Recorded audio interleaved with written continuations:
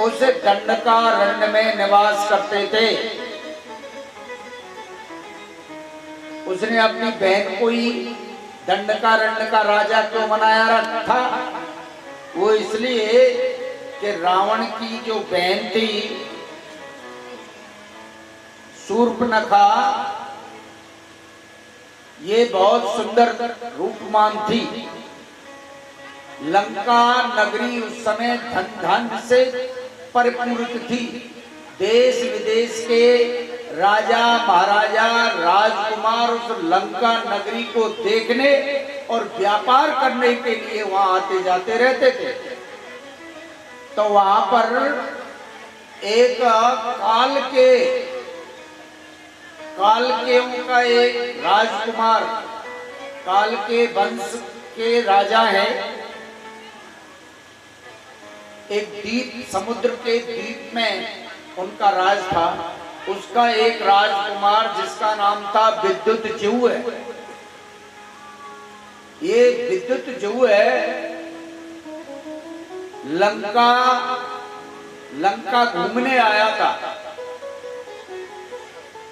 तो ये सुंदर जगह जगह को देख रहा था, लंका की हर चीज सुंदर।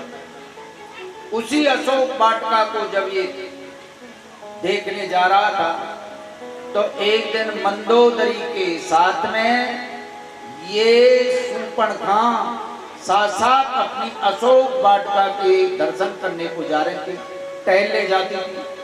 वहां पर इस विद्युतजिह्व ने रावण की सुंदर बहन को देखा, शूर्पणखा। शूर्पणखा का नाम ये मत समझो कि नाक कटने से शूर्पणखा हुई थी, नाक तो बाद में कटी।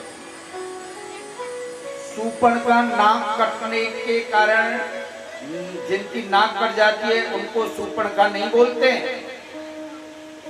उनको तो नक कटी या नक कटा बोलते हैं। शूर्पणखा का मतलब था इतनी ज्यादा सुंदर खूबसूरत थी शूर्पणखा। उसके जो नाखून थे शूर्पणखा, बहुत नुकीले लंबे लंबे सुंदर नाखून। बहुत सी स्त्रियां आज भी अपने हाथों के नाखून लंबे लंबे बढ़ाती हैं ना, लंबे नाखून, उन पर नेल पॉलिश करती हैं सुंदरता के लिए। लड़कियों की और अपने माता बहनों की तो बात छोड़ दो, आजकल तो लड़के भी अपने नाखून रखाते हैं पर वो खुरपा जैसे लगते हैं। पहले तो भी ठीक लगते हैं, वो जो नाखून रखा के डोलते हैं ना, वो तो राक्षस जैसे लगते हैं। जय जय श्री राधे श्याम। तो शूर्पणखा का तो नाखून रखाना सुंदरता के लिए था, पर ये जो शूर्पणखा के भाई जो डोल रहे हैं ना, नाखून रचाते, वो अच्छे नहीं लगते। प्रेम से बोलिए जय जय श्री राधे।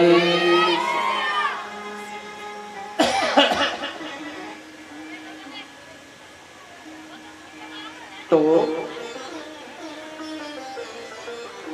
शूर्पणखा को उस काल के राजकुमार ने देखा और उस राजकुमार को इस शूर्पणखा ने देखा। अब तो रोज आते जाते इनकी मुलाकात हो गई, एक दूसरे से छुप छुप के बातें भी हो गई और शूर्पणखा से उसने प्रणय निवेदन कर दिया। तुम्हारे भाई तो रावण जैसे बलशाली हैं, मैं तुमसे प्रेम करता हूं, परंतु तुम्हारे भाइयों के डर की वजह से तुमको ले जाना असंभव है। उसने भी कहा मैं भी आपसे प्रेम करती हूँ, पर मेरे भाई को पता लग गया तो हम दोनों को जिंदा छोड़ेंगे नहीं।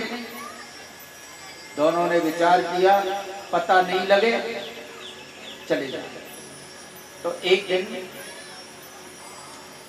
चुपचाप शूर्पणखा को लेकर के रात में ही ये विद्युत जीव अपने उस द्वीप में चला गया।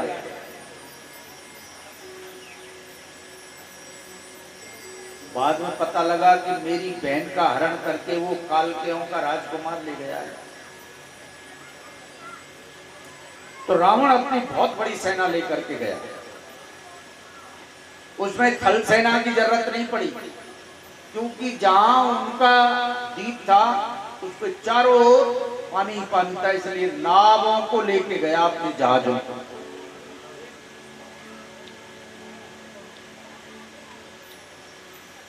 अब रावण जब लेके गया तो उस द्वीप के नजदीक पहुंचा तो रावण के सारे जहाज जो थे ना वो वहीं के वहीं चिपक गए, आगे नहीं बढ़े।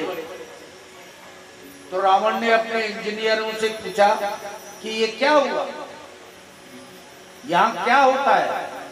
इंजीनियरों ने उसको देख दाख के पता लगाया, महाराज ये हमारे जहाज बहुत बड़े बड़े हैं, इनमें नीचे लोहा लगा हुआ है और यहाँ की जो जमीन है नीचे चट्टान उनके अंदर चुंबक है, इसलिए जहाज वहीं के वहीं चिपक जाते हैं। तब क्या करें कि जो लोहे पर जो लोहा लगाए नीचे उसके ऊपर आप लकड़ी के फट्टे और लगाओ, तब ना ये जहाज आगे बढ़ेंगे। तब उसने ऐसा ही किया और जहाज फिर आगे बढ़ गए और कालकेयों के उस द्वीप में पहुंच गए। वो तो छोटा सा द्वीप था, छोटा सा वहां का राजा था, इसलिए थोड़ी देर में ही रावण के उन सैनिकों ने नष्ट भ्रष्ट कर दिया और उस काल के राजकुमार को पकड़ करके बंदी बना करके ले आया और लंका में फांसी पे चढ़ा दिया।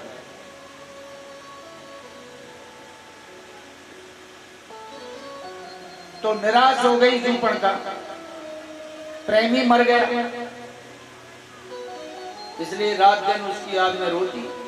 तब रावण ने कहा जाइए तुम मेरे जन्म स्थान की अधीश्वर बन जाओ। 14,000 सैनिक हैं, दंडकारण्य में जाकर के आप महाराज करो। खर और दूषण और त्रिसरा और मारीच और सुबाहु ये सब मां भेज दिए। तो इसलिए जो मालिनी का जो दूसरा पुत्र है त्रिसरा, ये रावण का ही बेटा था और तब जाकर के ये वहां राज करती थी। जय जय श्री राधे श्याम। एक बार जब वनवास काटने के लिए पंचवटी में भगवान श्री राम लक्ष्मण सीता जब आए थे तो उस समय इस शूर्पणखा के अनुचरों ने सूचना दी कि बहुत सुंदर सुंदर 2 राजकुमार और एक खूबसूरत स्त्री को लेकर के पंचवटी में रह रहे हैं। अब शूर्पणखा तो वहां की मालिक, तो भगवान राम पर रीझ गई। भगवान राम ने कहा कि मैं तो शादीशुदा हूं, मेरा भैया अकेला है। लक्ष्मण जी पे रीझ गई तो लक्ष्मण जी ने उसको अपमानित कर दिया, मारा नहीं, अपमानित।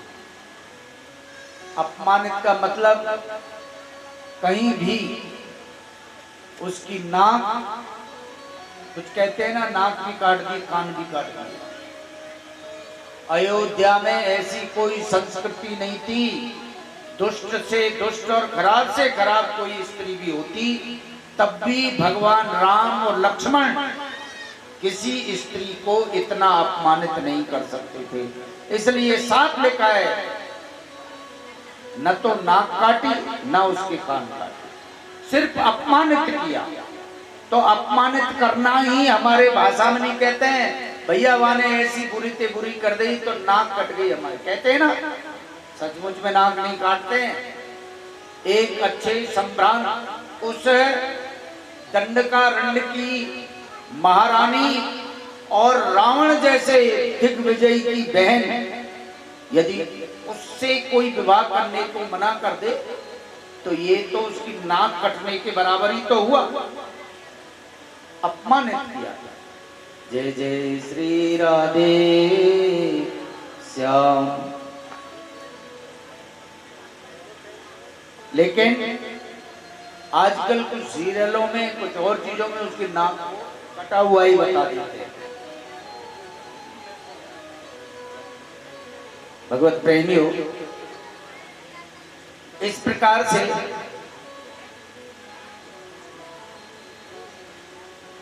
इसके बाद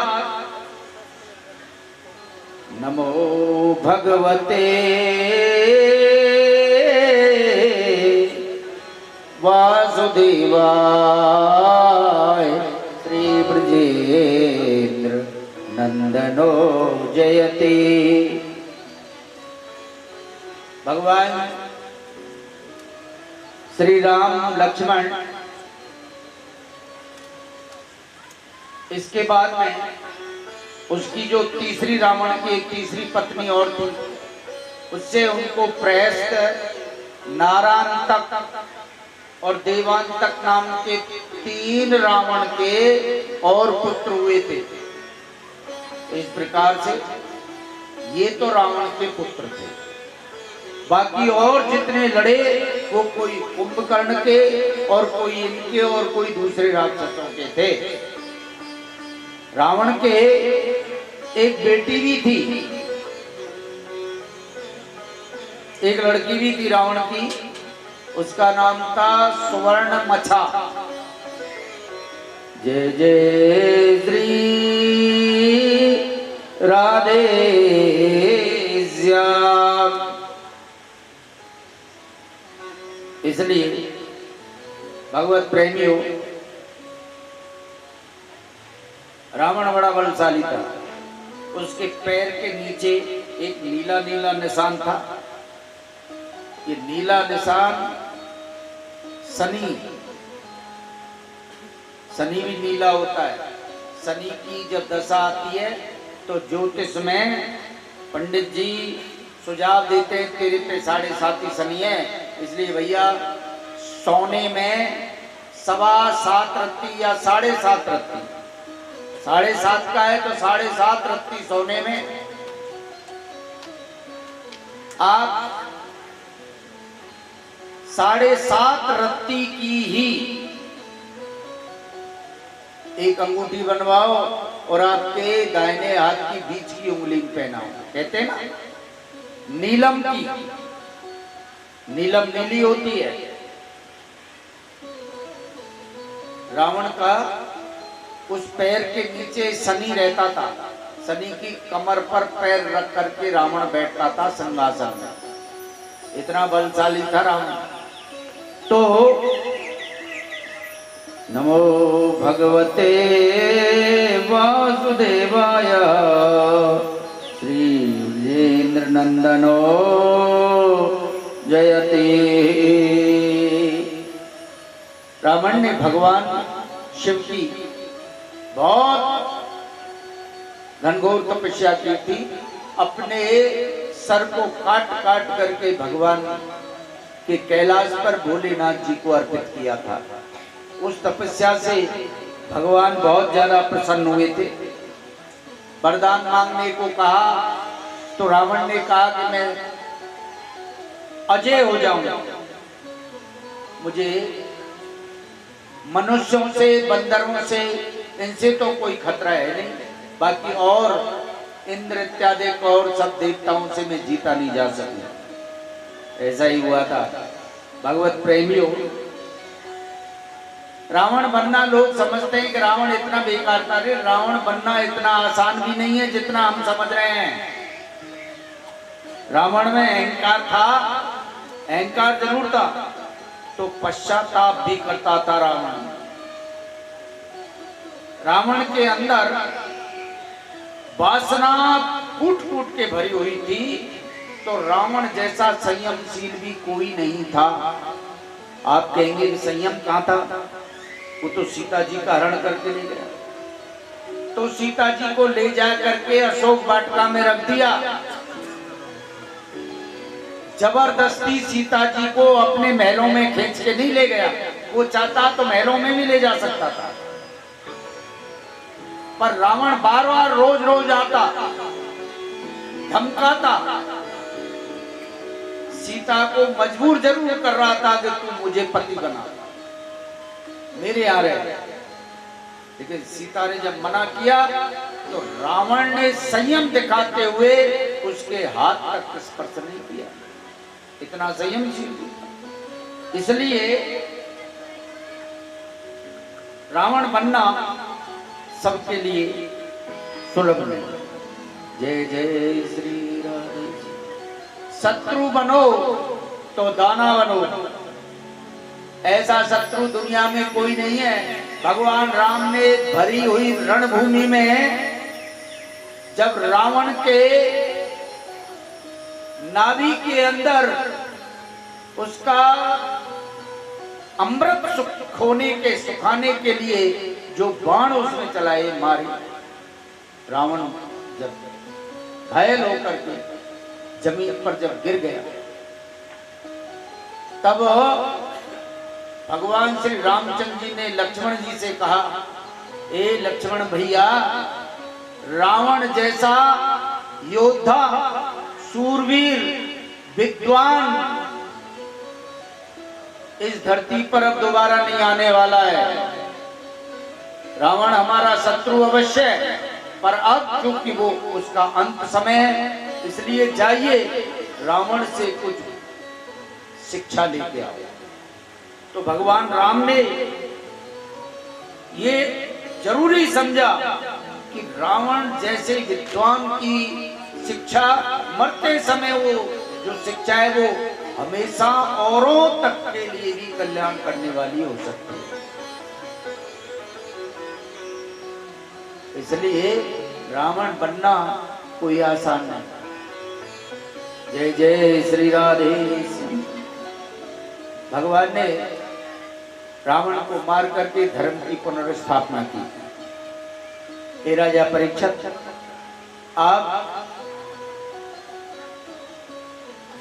आपने इसके बाद में भगवान श्री राम ने आके अयोध्या में शासन किया। उनके राज्य में किसी ने कोई उंगली नहीं उठाई। एक बार धोबी में रात में झगड़ा जरूर हो रहा था। हनुमान जी गुप्तचरी में घूम रहे थे। रोज हनुमान जी जाते रात में अयोध्या में पहरा देने, राजी खुशी लेते, चुपचाप लोगों की बात भी सुनते थे। तो एक धोबी रात में लड़ रहा था धोबी से, निकल यहाँ से अभी। कहने मुझे समझ क्या लिया? कहने तो क्या मुझे राम समझ लिया? इतने दिन तक अशोक वाटिका में सीता को रावण ने बिठा करके रखा था। धोबी धोबन में झगड़ा होके तो धोबन रूठ के चली गई। अब रूठ के जा करके वो अपने माँ बाप के यहाँ नहीं गई, बल्कि कोई और रिश्तेदारी में चली गई। अब उन लोगों ने 2-4 दिनों में उनका गुस्सा ठंडा हुआ तो रिश्तेदार उसको समझा के कि देख अपने घर से ही पार पड़ेगी, इसलिए चल। वे उस धोबी क्या कर गए? अब वे तो चले गए। अब रात को धोबी धौंस जताने लगा, मैं असली खानदान का हूं, मैं राम जैसा नहीं हूं। रावण के यहाँ रावण हर के ले गया, सीता को राम ले आया। मेरे यहाँ से तू गई तो गई क्यों? मैं तुझे नहीं रखूंगा, निकल। ये बात हनुमान जी ने सुनी। सुबह भगवान राम के दरबार में आकर के पूरी बात भगवान पूछते का आज प्रजाओं में क्या बातचीत हो रही। तो हनुमान जी ने ये बात बता दी, महाराज दुख के साथ कहना पड़ रहा है, माता सीता को सब ऋषि मुनि, वेद शास्त्र, सूर्य चंद्रमा तारागणों के साक्षी में, अग्नि की साक्षी में अग्निदेव ने शुद्ध घोषित किया था। अग्नि परीक्षा दे करके सीता जी को आपके लिए आपके साथ भेजा था। लेकिन ये लोग सीता जैसी पतिव्रता स्त्री के चरित्र पर भी जब कीचड़ उछाल सकते हैं तो फिर और की तो औकात ही क्या है।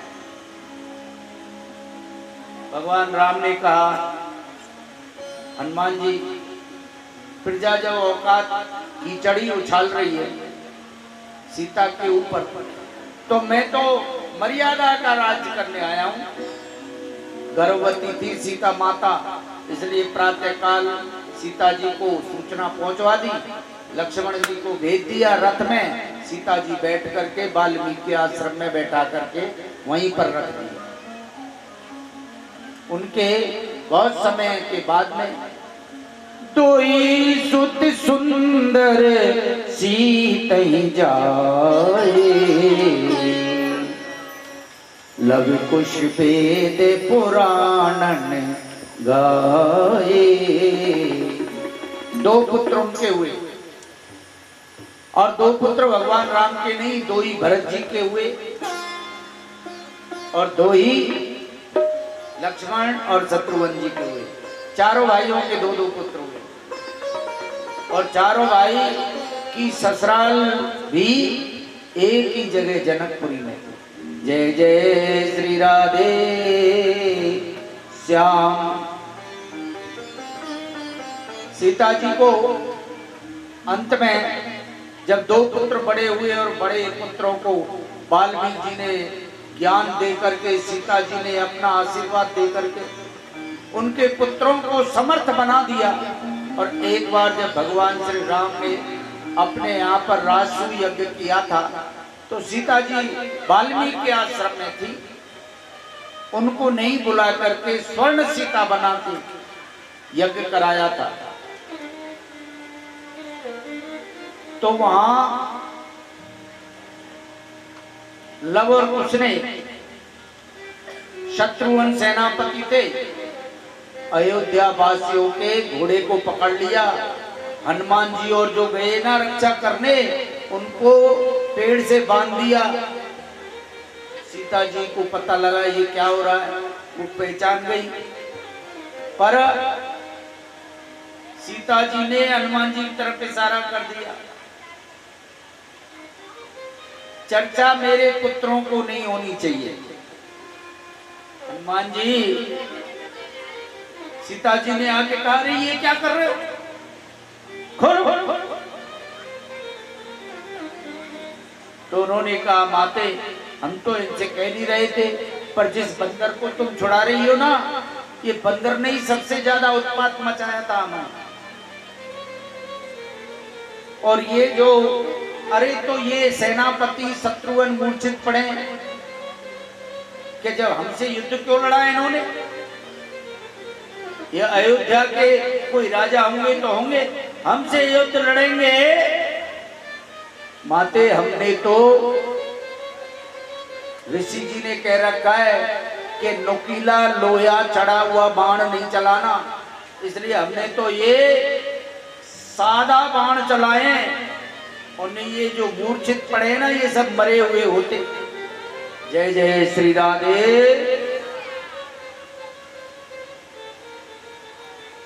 तब उन्होंने देख लिया क्या पुत्र तेरे पूर्ण बलशाली हो गए, रघुकुल की सेना को, जो राम की सेना को हरा दे जो बेटा, तो आप कोई जरूरत नहीं। सीता जी एक दिन उदास हो गई, श्री राम के बिना एक क्षण क्षण उनका मुश्किल कट रहा था। एक दिन बहुत रोई और धरती से, माता से प्रार्थना की, हे माँ तुमने मुझे कष्ट देने के लिए यहाँ क्यों भेजा। उस स्त्री की क्या औकात जिसे उसका पति प्यार नहीं कर रहा हो, जिसका पति उसको अपने पास नहीं रख रहा हो, वो स्त्री जी के क्या करेगी। इसलिए माँ, अब मैं बगैर श्री राम के जिंदगी नहीं रह सकती, मुझे स्थान दो। धरती माता ने तुरंत सीता जी की बात मानी, धरती फट गई, माता सीता उसमें समाये। जय जय श्री राधे।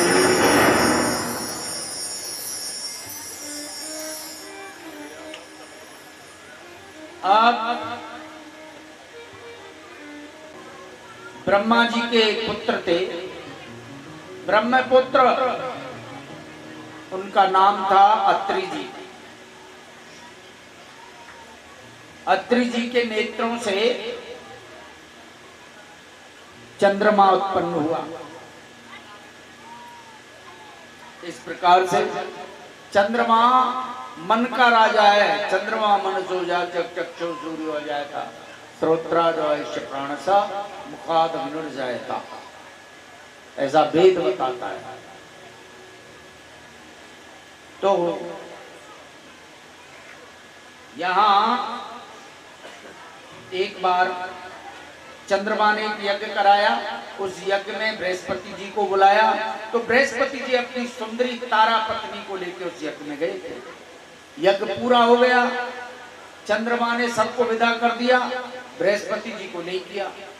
1 दिन हो गए, 10 दिन हो गए, महीने, 2 महीने, 6 महीने हो गए। चंद्रमा रोज कहने लगा, भैया तू मेरी पत्नी तारा है, उसको भी विदा कर। सब लोग गए, लेकिन चंद्रमा ने बृहस्पति जी की जो पत्नी तारा है ना, उस तारा को, तारा के प्रति चंद्रमा मुग्ध हो गया।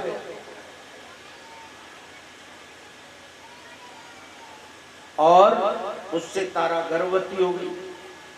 अब वो ये चाह रहा था बृहस्पति जी को तो पता नहीं लगे, अंदर ही अंदर महलों में वो रहती थी। एक बार भी बृहस्पति जी से मुलाकात नहीं होने दी।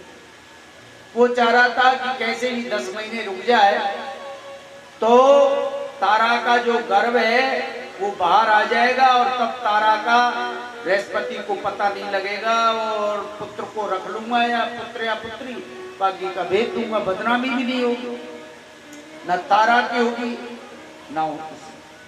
वो तो ऐसे रोक रहा था। लेकिन बृहस्पति जी ने एक दिन तो बखंडा बकेड़ा खड़ा कर दिया।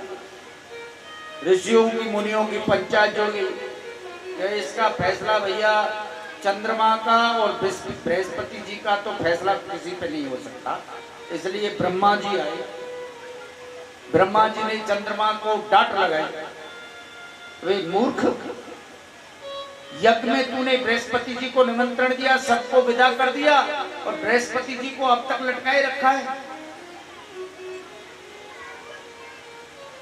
इसलिए जाओ, मेरा आदेश है, तारा को उसके पति के साथ भेज दो। तारा भेज दी। अब जब अपने आश्रम में पहुंचे तब बृहस्पति जी को पता लगा ये तारा तो गर्भवती है। 6 महीने हो गए। 6 महीने में इतना बड़ा गर्भ, इसका कारण गर्भवती। बृहस्पति देखता ही रह जाए, क्योंकि तारा भी उस समय सबसे ज्यादा खूबसूरत थी। इसलिए एक दिन बुद्ध आया बृहस्पति जी के आश्रम में और कहने लगा, जिस खूबसूरत पुत्र के वजह से तुम खुश हुए डोल रहे हो ना बृहस्पति जी, वो मेरा बेटा है, इसको चुपचाप मुझे दे देना, विवाद मत करना। तारा ने तो बता ही दिया था कि ये अंश चंद्रमा का है। इसलिए बृहस्पति जी ने कहा, चंद्रदेव ये अंश तुम्हारा ही है, तुम इसको ले जाओ। तारा नहीं छोड़ी, पुत्र तो दे, लेकिन ये तारा को वरदान था, मंदोदरी को वरदान था, द्रौपदी को वरदान था। देखिए, तारा पहले बाली के पास रही, फिर सुग्रीव की धर्मपत्नी बन गई। ऐसे ही मंदोदरी जो थी, रावण जिंदा रहा जब तक तो रावण के पास, इसके बाद बन गया लंका का राजा विभीषण, तो फिर वो विभीषण की धर्मपत्नी बन गई। ऐसे ही द्रौपदी का एक पति नहीं था, 5 पति थे, इसके बावजूद भी 5 कन्याओं में इनकी गिनती होती। जय जय श्री राधे श्याम। इसलिए इनको कोई दोष नहीं लगा। इस प्रकार उसका नाम रख दिया बुध। अब बुध जब बड़ा हुआ बहुत खूबसूरत, तो उसका विवाह एक राजा ने इला नाम की राजकुमारी से कर दिया। बुध का इला से जब विवाह हो गया तो उसके भी एक लड़का हुआ जिसका नाम था पुरुरवा, और पुरुरवा से चंद्रवंश की नींव डल गई। चंद्रवंश पुरुरवा से प्रारंभ होता है। जय जय श्री राधे। नमो भगवते वासुदेवाय। पुरुरवा एक बार इंद्र के दरबार में इंद्र की अप्सराएं नाच रही थी।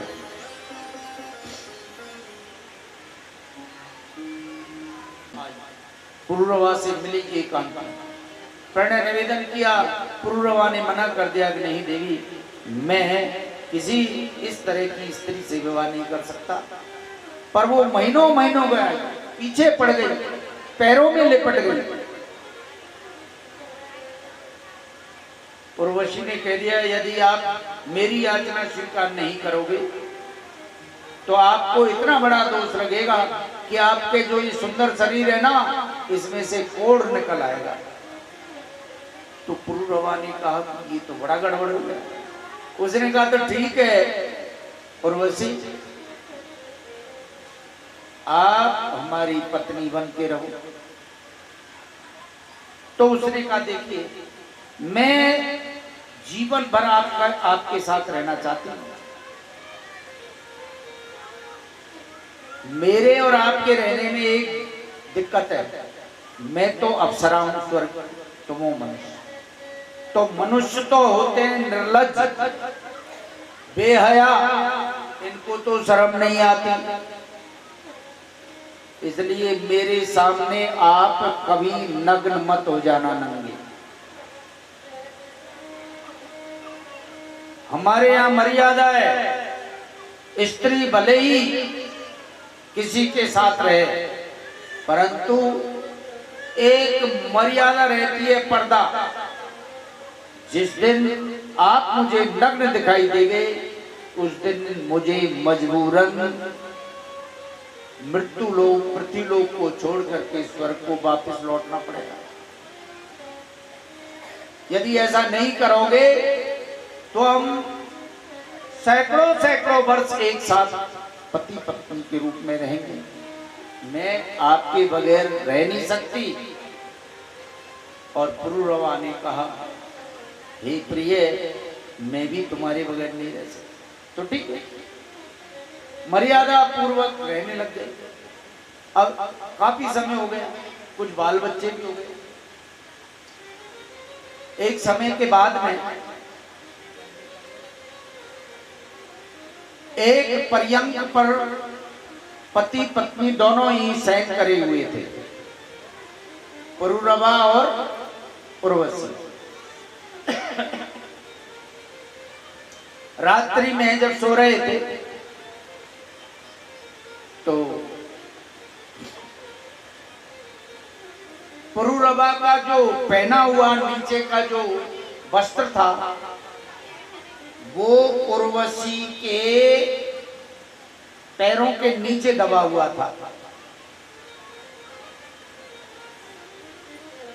उसी समय हल्ला मचा दिया सैनिकों ने कि महाराज, राजधानी में कुछ डकैतों ने आक्रमण कर दिया है। तो उधर ये बात सुनते ही बगल में ही तलवार लेके सोते क्षत्रिय, इसलिए पुरुरवा ने तुरंत खड़े हुए, तलवार हाथ में लेकर के तैस में खड़े हुए। तो खड़े हुए देखे एक झटके के साथ में, क्योंकि उस पर उर्वशी के पैर थे, एक जैसे खड़े हुए तैसे ही उनका अधो वस्त्र खुल गया, उर्वशी की भी आंख खुली। तब उर्वशी ने उस समय पुरुरवा को नग्न दृश्यांकन देख। उसी समय उर्वशी छोड़ करके स्वर्ग चली गई। यद्यपि पुरुरवा ने उन सबको मार लताड़ करके भगा दिया, परंतु पुरुरवा उर्वशी के वियोग में पागल हो गया। रात और दिन डोलता रहा, गंगा के किनारे डोलता रहा, वन वन विचरता रहा। 6 महीने बाद में एक दिन उर्वशी आई। उसने अपने वियोग में अपने प्रियतम पुरुरवा को पागल जैसा देखा, बाल बढ़ गए, कपड़ों की सुध-बुध नहीं। तब उर्वशी ने आके अपने हाथ से स्नान कराए और उनको धैर्य बंधाया। हे प्राणनाथ, मैं स्वर्ग की अप्सरा हूं, मेरे यहाँ हर चीज सत्य ही स्वीकारी जाती है। एक बार जो हम बोल देते हैं वही सत्य है, इसलिए हमारी शर्त यही थी। वो शर्त टूट गई, इसलिए मुझे जाना पड़ा।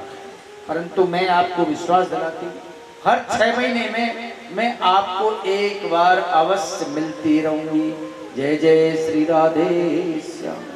ओम नमो भगवते वासुदेवाय। तो इसी वंश में ऋषि ऋषि पैदा हुए, गादी पैदा हुए। दासराज की कन्या सत्यवती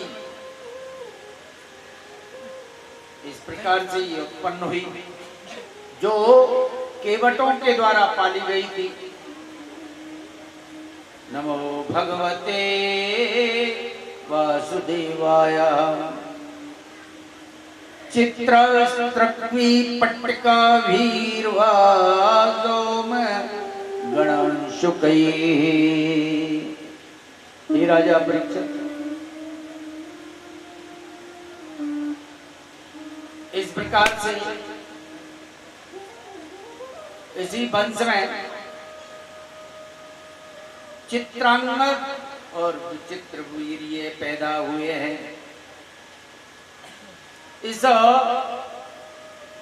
इसको मत्स्यगंधा भी के बोलते थे। तो मत्स्यगंधा से चित्रांगद और विचित्र वीर्य पैदा हुए। चित्रांगद को तो एक समय गंधर्वों के साथ मुठभेड़ हो गई, इसलिए गंधर्वों ने मार दिया। अब रह गए विचित्र वीर्य। तो इसी सत्यवती के गर्भ से मेरे पिता ने अंशावतार रूप से स्वयं कृष्ण द्वैपायन व्यास के रूप में जन्म लिया। व्यास जी पराशर की संतान थे। संतुन के दूसरे पुत्र थे विचित्रवीर्य। इन्होंने काशीराज की कन्या अंबकार अम्बालिका के साथ में विवाह किया था। भीष्म पितामह, चूंकि वो जानते थे कि विचित्रवीर्य इतने ताकतवर नहीं थे,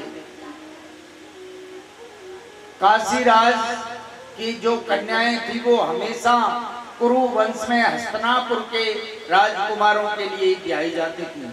अब की बार काशीराज ने ये देख लिया कि हस्तनापुर के राजकुमारों को ही क्यों भाई ब्याही जाएं, हमारी पुत्री की जो मन में होगी वो उसके साथ विवाह करें स्वयंवर में। तब भीष्म पितामह पहुंच गए। विचित्र वीर्य खुद नहीं गए, क्यों? विचित्र वीर्य में इतना बल ही नहीं था जो पूरी सभा को परास्त कर दे। इसलिए भीष्म पितामह पहुंचे और उन्होंने कहा कि हम हस्तनापुर निवासियों के होते हुए क्या इस धरती के किसी राजा में दम है जो काशीराज तेरी कन्याओं को कोई ले जाए? तेरी कन्याएं, तेरे वंश की कन्याएं हमेशा हमारे वंश में ब्याती रही हैं, इसलिए मेरे रहते हुए यदि किसी को विरोध है तो मेरे से युद्ध कर। तब भीष्म पितामह को देख के साफ कान लटका गए नीचे।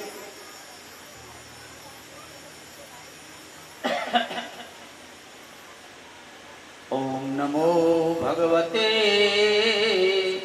वासुदेवाय। श्री ब्रजेंद्र नंदनो जयति। एक अम्बा नाम की जो थी, वो एक दूसरे से प्रेम करती थी, लेकिन उस वक्त वो भी चुप हो गई इस पितामह के उसको देख करके। तीनों कन्याओं को खुद वो ही ले आए। विचित्र वीर है। आगे चला, अम्मा ने तो आगे चल करके कह दिया था कि मेरा जो प्यार है वो ये नहीं है, मेरे प्यार कोई दूसरे है। इस पितामह ने उसको अनुमति दे दी, जब तुम किसी दूसरे से प्यार करती हो तो तुम जा सकती हो उसी के पास। पर अम्बा के लिए उसने नहीं अपनाया। अब विचित्र वीर्य की 2 रानियां हो गई। इधर विचित्र वीर्य को एक रोग हो गया, टीबी रोग। उसको ट्यूमर क्लोसिस नाम का रोग हो गया, जिसको राजयक्षमा रोग के नाम से जानते हैं। तो जिसको टीबी हो जाती है, फिर उसकी हड्डियां गलने लग जाती हैं, रक्ताल्पता हो जाती है, शरीर पीला पड़ जाता है और वो संतान उत्पन्न करने में सक्षम नहीं रह पाता है। इसलिए विचित्र वीर्य बीमारी, टीबी की बीमारी से मर गया। अब कोई नहीं रहा, संतान ही नहीं।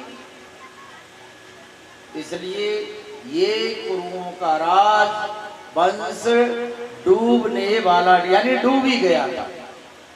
तब आगे वंश चलाने के लिए कल भी हमने आप बताया था, व्यास जी से प्रार्थना की थी। इसलिए नियोग के द्वारा ये इनसे धृतराष्ट्र, पांडु और विदुर जी 3 संतान पैदा व्यास जी ने की। जय जय श्री राधे श्याम। ये इसी वंश में थे, इसी वंश में, चंद्रवंश में ही आते हैं पांडव, कौरव, ये सब। इसके बाद में यदु वंश आया। इस प्रकार से इस यदु वंश में पौर्वीरोणी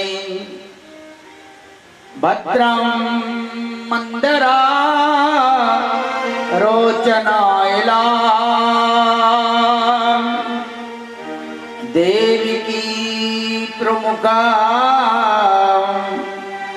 आसन पत्नया आनक दुंदवे बलम गदम सारणम चतुर्मदम विपुलम ध्रुवम वसुदेवस्तुरोहिण्यां कृतादेपादयदाम।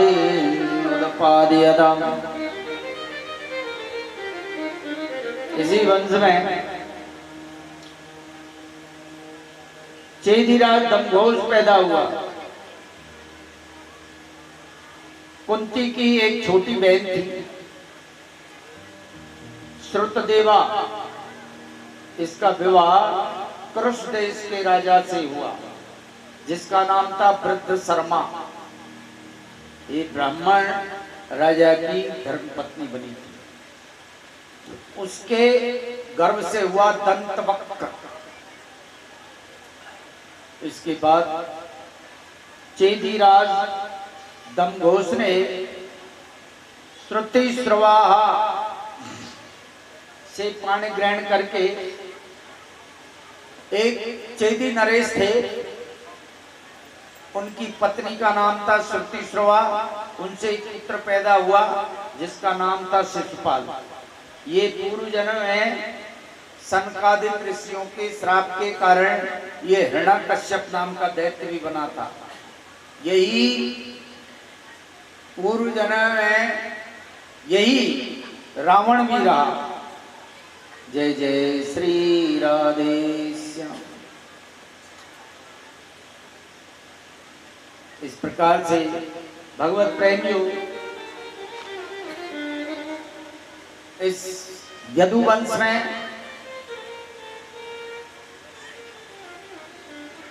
उग्रसेन नाम के एक राजा थे, उनके कंस जैसे, यानी उनके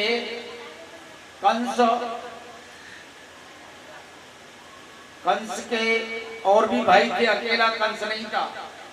कंस सबसे बड़ा था।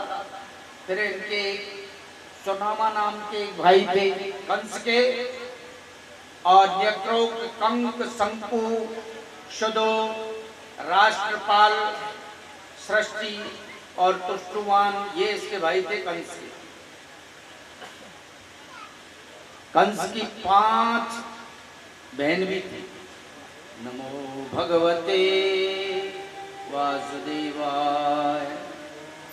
कंसा, कंसवती, कंका, सर्वो और राष्ट्रपाल का।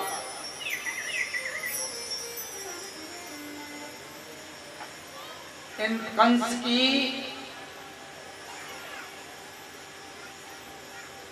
ये इनकी बहन है।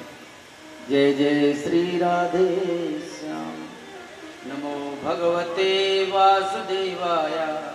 इसी वंश में देवनील पैदा हुए थे और इसमें आनक पैदा हुए थे। श्रुति श्रवा भी इसमें पैदा हुए थे। इस प्रकार से यशोदा, इस प्रकार से अब वसुदेव और देवकी का एक बार विवाह हो रहा था। दुल्हन बनी देवकी को बड़े धूमधाम से विदा किया जा रहा था।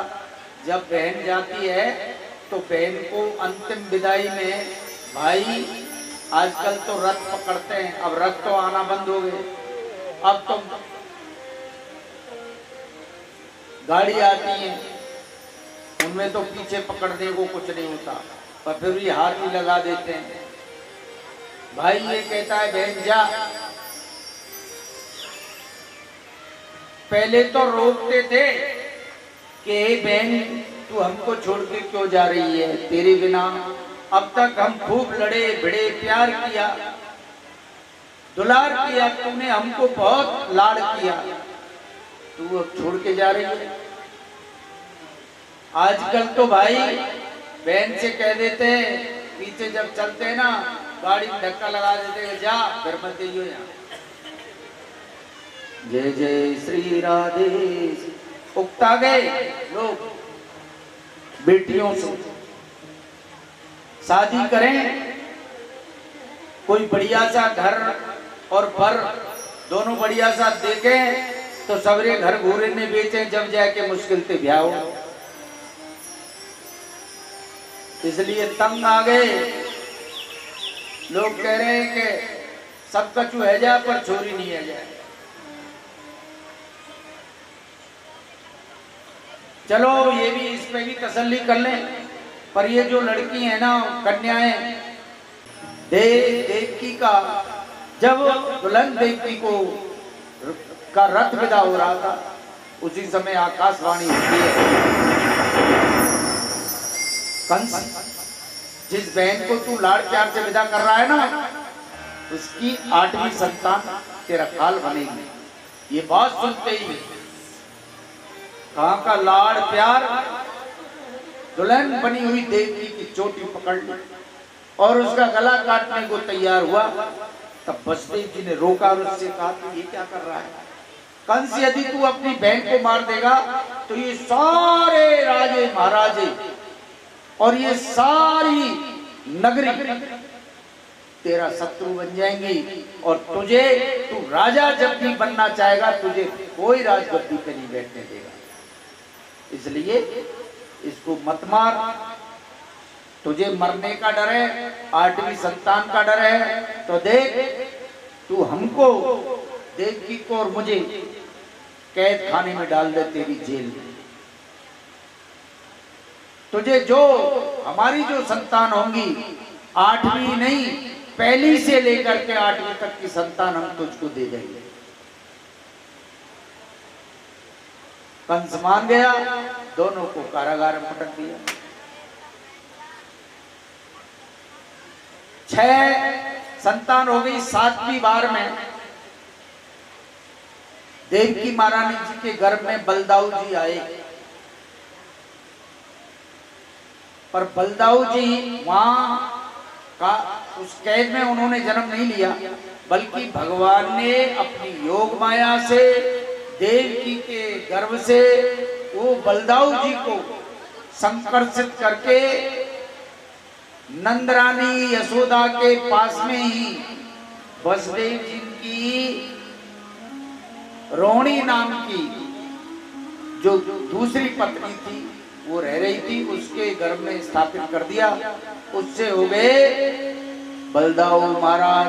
बोलिए बलदाऊ जी महाराज जय हो। इसके बाद 8वीं बार में उनके गर्भ से भाद्रपद कृष्ण पक्ष की अष्टमी के सही रात्रि के 12 बजे देवकी वसुदेव के सामने इंद्र के कारागार में भगवान प्रकट हो गए। बोलिए कृष्णचंद्र भगवान की। भगवान ने प्रकट होकर के देवकी वसुदेव को अपना चतुर्भुजी रूप दिखाया और चतुर्भुजी रूप दिखा करके भगवान का दर्शन करके पूर्व जन्म की याद आ गई देवकी वसुदेव को। तब भगवान कहने लगे इसीलिए मैंने तुम्हें चतुर्भुज रूप दिखाया है ताकि तुम अपनी पूर्व जन्म की बात को समझ सको। पहले जन्म में तुम दोनों प्रश्नी और सुतपा नाम करके से देखिए भादों की घनघोर अंधेरी रात, बादल बरस रहे थे, बिजली तड़तड़ा रही थी, जोर जोर से साए साए करके हवाएं चल रही थी। ऐसे में आनंद विहारी भगवान जगत का कल्याण करने के लिए चतुर्भुज रूप में प्रकट हो गए हैं। वसुदेव जी को कह दिया तुम इसको सीधे नंदगांव ले जाओ, वहां पर ले जा करके मेरी योगिनी नाम की जो योग माया है उसने यशोदा जी की पुत्री के रूप में जन्म लिया है, इसलिए मुझे यहाँ से तुम ले जाओ और मैया यशोदा की पुत्री को मेरे पास ले आओ। तब ले गए वसुदेव जी। बीच में जमुना जी ने भी रास्ता रोका, मगर भगवान श्री कृष्ण ने अपने चरणों को स्पर्श करा के जमुना के वेग को शांत कर दिया। प्रेम से बुलाइए कृष्णचंद्र भगवान की। इनका भगवान का मुकुट नहीं था क्या? कोई झांकी वाला नहीं आया? लगाया करके योग माया तो जैसे ही मथुरा पहुंची तेज विलाप किया तो कंस के सारे नौकर जर्दे कंस ने देवकी की 8वीं संतान को मारने के लिए अपने बड़े बड़े सैनिक तैयार कर रखे थे। योग माया जैसे ही रोई कंस तुरंत भग के आया, पैर पकड़ा उसने देवकी जी की गोद में, वो लेटी हुई थी। कंस ने पैर पकड़ करके दिशाओं में घुमा के जैसे ही उसको मारना चाहा तैसे ही वो योग माया अपने पैर छुड़ा करके साक्षात अष्टभुजाकार महादुर्गा देवी के रूप में प्रकट हो गई है। कंस उस रूप को देख के घबरा गया। देवी कहने लगी दुष्ट कंस, तेरे मारने वाला तो ब्रज में पैदा हो गया। अब उधर पता लग गया कि बाबा नंद के लाला भयो है, तो सारे गोकुलवासी आनंद में डूबे। बाबा नंद ने खुशी में बड़े बड़े दान किए, पुण्य किए, विप्रों को बुलाया और बड़े संकल्प किए। जय जय श्री राधे श्याम। और अब सारे ब्रजवासी बधाई देने के लिए आ रहे हैं। नंद के आनंद भयो जय कन्हैया लाल की। नंद के आनंद भयो जय कन्हैया लाल की।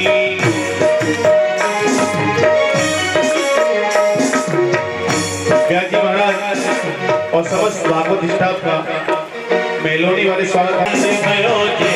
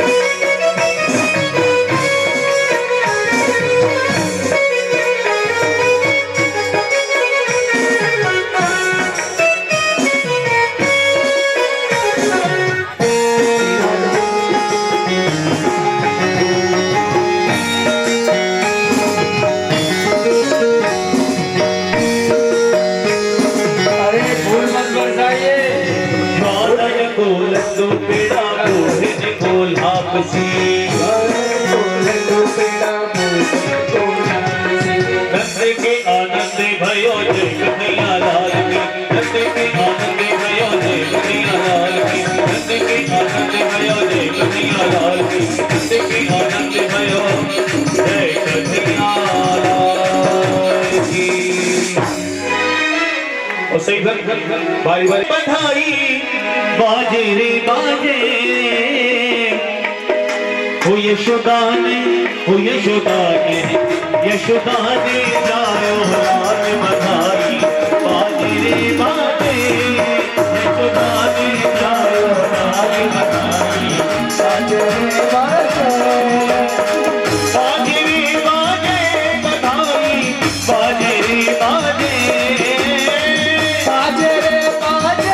बधाई बाजे रे बाजे यशोदा ने जायो लाल बधाई बाजे रे बाजे यशोदा ने जायो लाल बधाई बाजे रे बाजे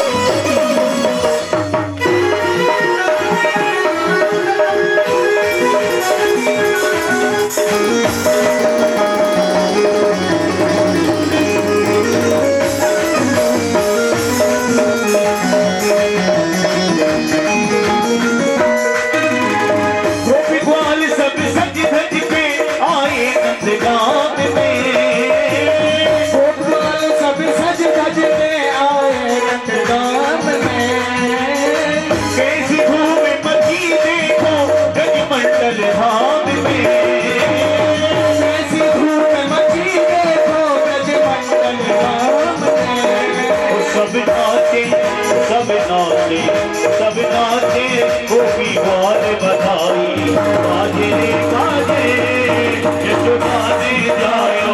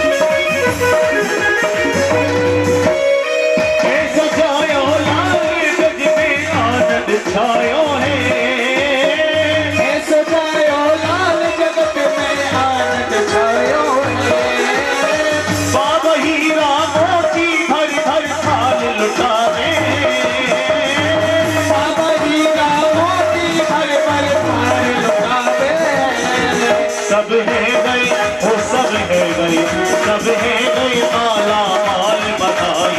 बाजे रे बाजे यशोदा ने जायो लाल बनाई। बाजे रे बाजे, बाजे रे बाजे, बाजे रे बाजे, बाजे रे बाजे, बाजे रे बाजे।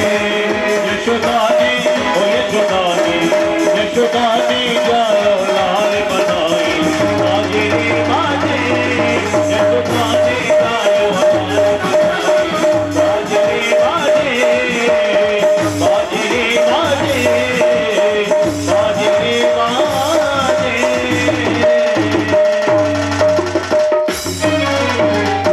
बोले नंद की दे दे बधाई, दे दे बधाई मैया, दे दे बधाई।